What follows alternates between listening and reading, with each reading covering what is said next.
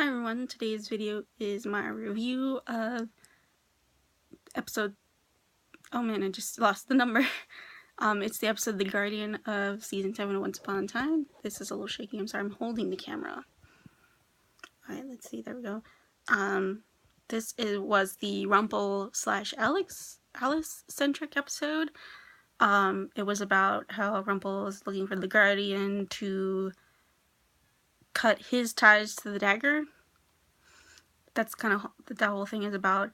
I always found that this storyline a little odd. The last time we heard about it was back in episode 4. And then I think in the episode for Sisterhood, that was 15, I believe. Oh, this is episode 18. That's what it is. I know I skipped last week's episode. My sister and I were watching a movie, so that's why I missed the episode. I will go back and watch it today and then do my review after that. Sorry, there's a bug flying around here. It's so annoying. It's got a buzzing noise too. I thought the storyline was odd just because it came out of nowhere, this Guardian. Like, where has this Guardian been for the past 6 seasons? And why have we only heard it, like, till now? I feel like because Adam and Eddie were planning on having more seasons past 7.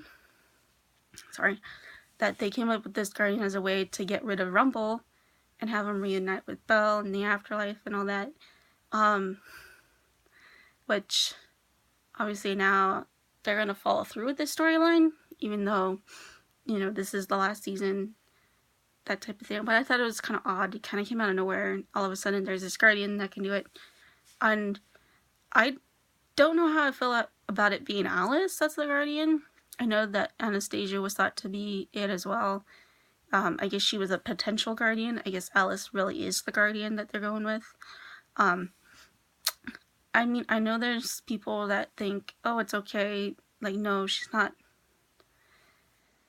There's this argument that Alice is kind of like a version 2 of Emma going around. I can see that being a valid argument. You know, she's got this fancy title, like the Savior. She's got very powerful magic, apparently, like Emma did. She's blonde. That's a big one. She doesn't actually, like, really, she doesn't really look like her mom. And I don't think she looks too much like Colin. I'd have to put them next to each other to really, like, I had to look at them for a while to really see the resemblance. But I don't think, I know people thought at first she was the Captain Swan baby, like their kid.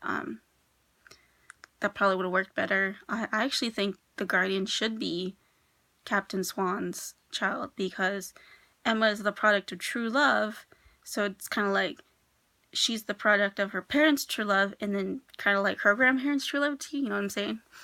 Like, she'd had double the true love magic type of thing, whereas Alice is the child of rape.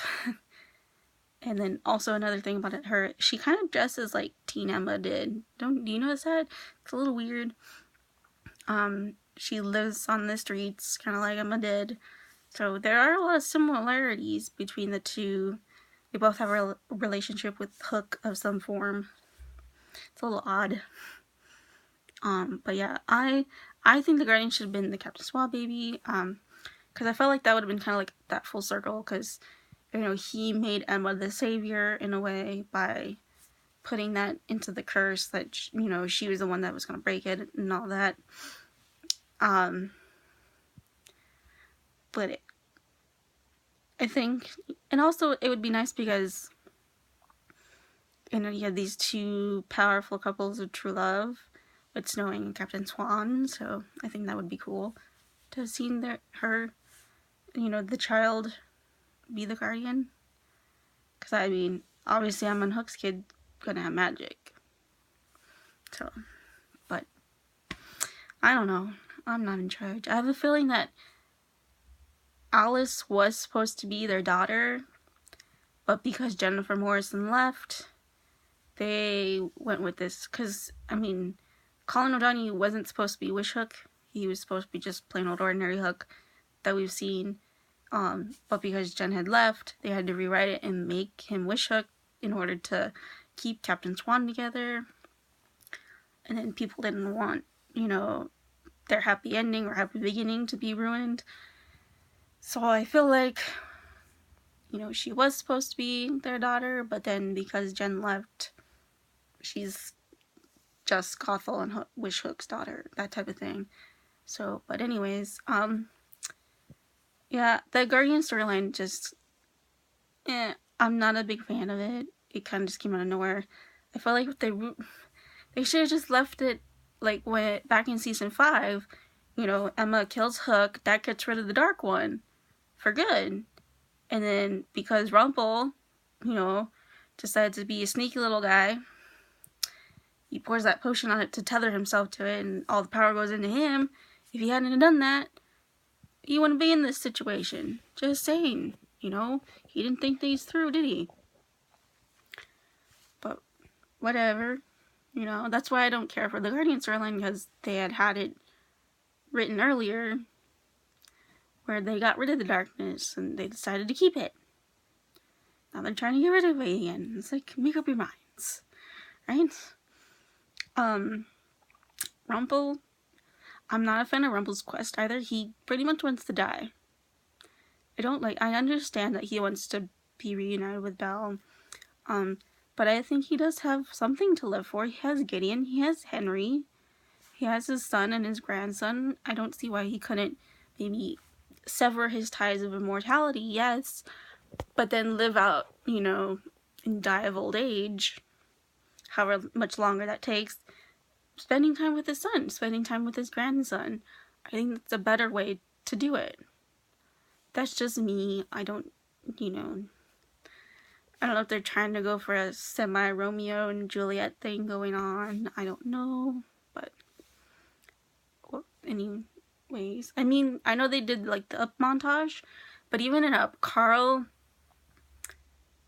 the old man, he finds something else to live for. He finds that little boy, and he kind of becomes like this, you know, father / grandparent figure to this little boy that really needed it. And I really like that. I kind of wish they do something like that with Rumple, where he takes on his role as father, as grandfather, and actually tries to have a really great relationship with not just Gideon, but with Henry too.